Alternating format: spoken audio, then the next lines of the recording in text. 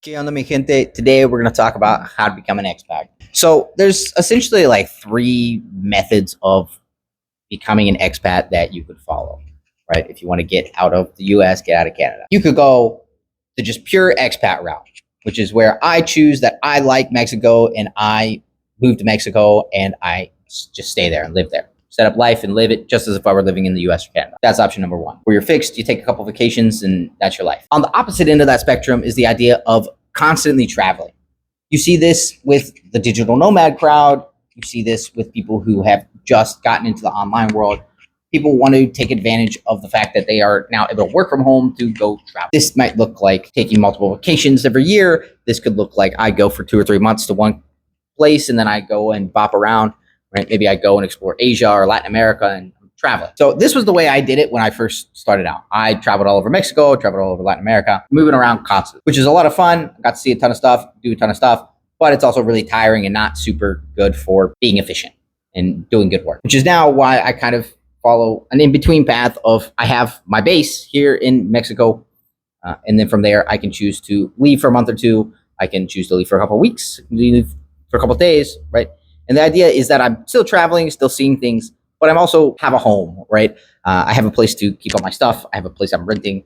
I'm essentially living there, but then I will also dip out and leave and visit other places. And for example, I spent 3 months in South America at the beginning of the year. And then since then, I've been back. I've been in Puerto Escondido and just hanging out. If you want to become an expat, I suggest that you plan it out. This is definitely not the way I did it.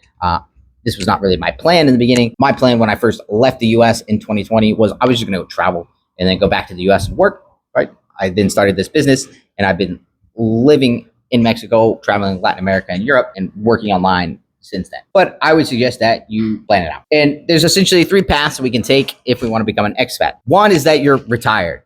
If you're retired, fantastic. You can typically qualify for both digital nomad visas as well as retiree visas in a lot of countries. That's great. The other option is to have a remote job already lined up, whether that's you have a job that you convince them to let you go remote, or you find a remote job in order to work from abroad. This is also a great option. The money that you're making in California or New York or Florida is going to go way farther in Latin America or Eastern Europe or even just Europe in general than it is in the States. The last option is if you have some savings in order to start a business. If this is the route you're going, just know that you're going to have a time. You're going to not be able to get visas other than just tourist visas, which is fine in most cases. And you also have to get this business to start working. It is nice because it allows you to, if you pick this path to like pick a passion and start working on it, that's great. But you do need some significant savings because even though life is cheaper in a lot of other places, it still costs something. This is essentially the route I went. I had some savings when I came here. While I was building up my business, I was able to live off that. And now this is what provides me to live here. So if you're going with option 1 or 2, you're retired, you have a remote job, I would be sure to investigate visa options and times, right? Specifically, if you're going the route of either the expat route or the have a base route or 2 or 12. If you're going this route, lots of countries offer specifically digital nomad visas, lesser so the retiree visas, but those are totally legitimate options when you want to move abroad. Now, if you're going with option 3, you're not going to be able to get either of these, so you need to check into the tourist visa how long you can stay there. Make sure that you're not going to stay there too long, right? And be prepared to hop in and out in order to get your new visa. Now, do be careful with this. Some have gotten more strict. I know that a lot of Asian countries have started to do this. Mexico did it to me one time. Usually Mexico gives everybody just 6 months when they're from the States. Doesn't really ask any questions. In 2022, something like that, I came back and they only gave me 2 months because they seen I'd been in and out already twice, and they didn't want to give it to me, right? Which is what, in the end, forced me to make the move and get my residence. But it is a really fun way if you're not committed, is to just live off of tourist visas.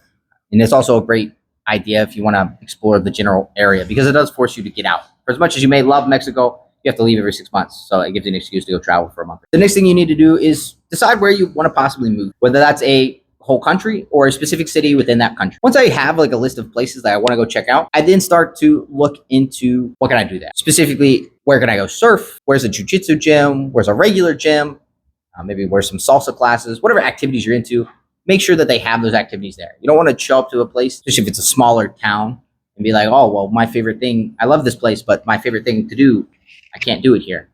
So I'm really upset about that. Make sure you're going to have the activities and the things you want, even if that requires sacrificing one or two out of the list to be able to move abroad. But most places, you can find just about anything you want. Once we've decided where we're going to move, we got to sell our things and make plans to transport them to the place we're going to live, if we're going like the expat route, or to store them away if we're going more towards the traveling route. After that, it's time to choose what flavor of the expat life we're going to live, sell whatever we got to sell, and move abroad, right? Now, if you're looking to move to Latin America and you already have a job, you're a digital nomad or you're an expat, I do have a couple of spots for you to check out that offer those kind of visas. Mexico, obviously a great choice. You have so many options, from cities to beaches to mountains to the desert. You can't go wrong with choosing Mexico. You have culture, both Spanish and indigenous. There's tons of amazing traditions and festivals. Great place. Costa Rica also has tons of natural beauty, tons of surf, tons of jungles. You can see animals all over the place, monkeys in the trees every day when you wake up. Truly a wild place to live. You also have Colombia, you have Ecuador.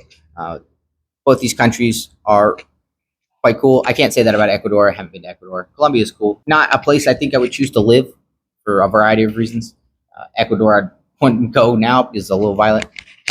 But both of these have both visa for expats, retirees, as well as for. And then the last three options here, we have Uruguay. Uruguay is a bit of a business haven, so a lot of people who have businesses themselves like to go there. Spain offers a digital nomad visa, and El Salvador is, I don't know if it's done yet, if it's able to be gotten just yet, but you can apply for it, and they are going to be rolling that out shortly. If you are moving to Latin America, be sure to take a Spanish class if you need help with that. I got a group class coming up starting September 24th. We'll meet on Tuesdays, Thursdays at 7:15 Mexico City time. Then we will go for an hour. We'll meet via Zoom. Right? If you want more info on that, comment your email down below and I'll send you some more information, or reach out to the email here on the screen. Hey, thank you guys so much for watching this video. If you enjoyed, click that subscribe button, like the video, leave your practice problems down in the comments below, and I'll get back to you. I have a group class coming up. We are starting September 24th. The class will be Tuesdays and Thursdays at 7:15 p.m.